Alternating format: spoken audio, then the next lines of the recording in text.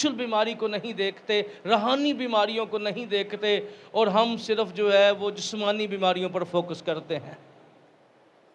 یسوع مسیح نے یہاں پر دو باتوں کا ذکر کیا۔ انہیں کہا کہ بھئی راست بازوں کو طبیب نہیں چاہیے، کس کو جی؟ طبیب کس کو چاہیے؟ گناہ گاروں کو طبیب چاہیے۔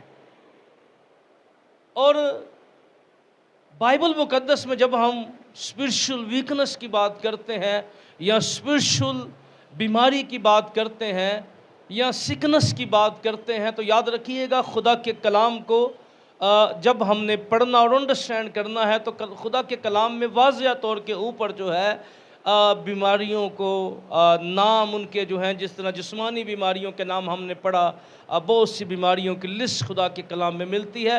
اسی طرح روحانی بیماریوں کی لسٹ تو نہیں ملتی، لیکن